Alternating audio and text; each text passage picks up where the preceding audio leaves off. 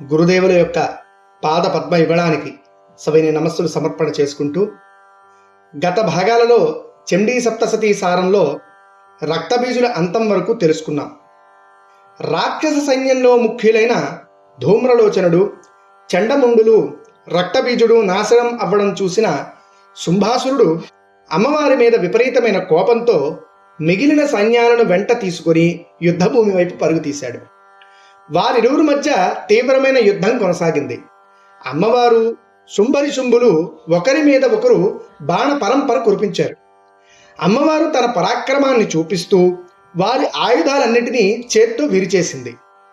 ఆయుధాలు పోవడం చూసిన నిశుంభుడు కత్తి, డాలు పట్టుకొని యుద్ధానికి వచ్చాడు. అమ్మవారు కోపించి వాటిని తన బాణ సమూహం చేత నేల కొరిగేలా చేసింది. అన్నదమ్ముడు పడిపోవడం చూసిన శుంభుడు క్రోధంతో 8 చేతులతో రకరకాల ఆయుధాలు పట్టుకొని ఆకాశమంత ఎత్తున్న రథాన్ని అధిరోహించి అమ్మవారి మీదకు యుద్ధానికి వచ్చాడు. వారిద్దరి మధ్య భయంకరమైన యుద్ధం జరిగింది. వారి యొక్క గర్జనలు, సింహనాదాలతో బ్రహ్మాండాలు కల్లోలం చెందాయి. ఒక పక్క చండికాదేవి, చాముండ, కాళీ, శివదూతి ఇలా ఒక్కొక్క అవతారంతో అమ్మవారు విరుచుకుపడింది. ఆవిడ యొక్క పరాక్రమం చూసి దేవతలు కుసుమ వృష్టి కురిపించారు. అప్పుడే పడిపోయిన నిశుంభుడు కూడా పైకి లేచి కొత్త ఆయుధాలు తీసుకొని అమ్మవారితో తీవ్రమైన యుద్ధం చేయడానికి ప్రయత్నించాడు. కానీ వాడు ప్రయోగించిన అస్త్రాలన్నిటినీ అమ్మవారు తునాతునకలు చేసింది.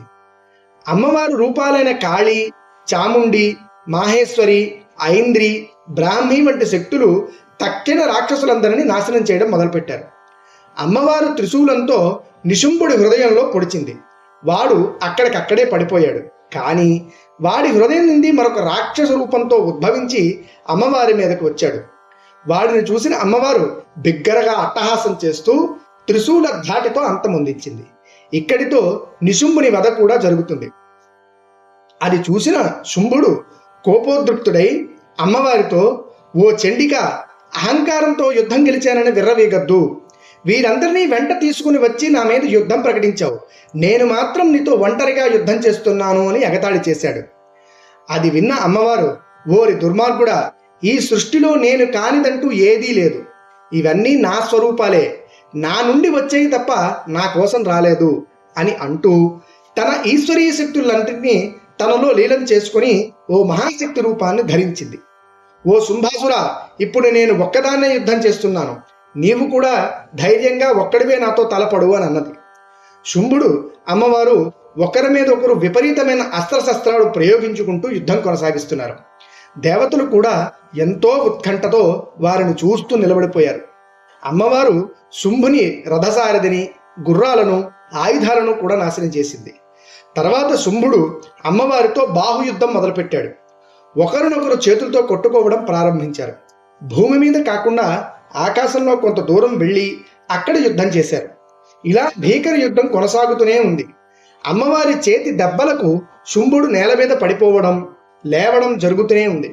ఇక సహనం పట్టలేక అమ్మవారు వాడి ఆయుధాలతో ఎదురు వస్తే ఒక్కసారిగా శూలంతో వాడి వక్షస్థలంలో పొడిచి ప్రాణాలను హరించింది. అంతటా శుంభుడి యొక్క శరీరం భూమి మీద పడింది. శుంభుడు మరణించిన తరువాత ప్రకృతి తన పూర్వ రూపాన్ని దాల్చింది. సృష్టి అంతా ప్రశాంత రూపానికి తిరిగి వచ్చింది.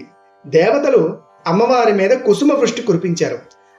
ఇక్కడితో అమ్మవారు రాక్షస సంహారం అంతా పూర్తి చేసి లోకమంతా శాంతిని నెలకొల్పింది. దేవీ మహాత్మ్యానికి ఫలశ్రుతి కూడా తరువాతి భాగంలో చర్చించుకుందాం. సర్వం శ్రీకృష్ణ చరణారవిందార్పణమస్తు. స్వస్తి.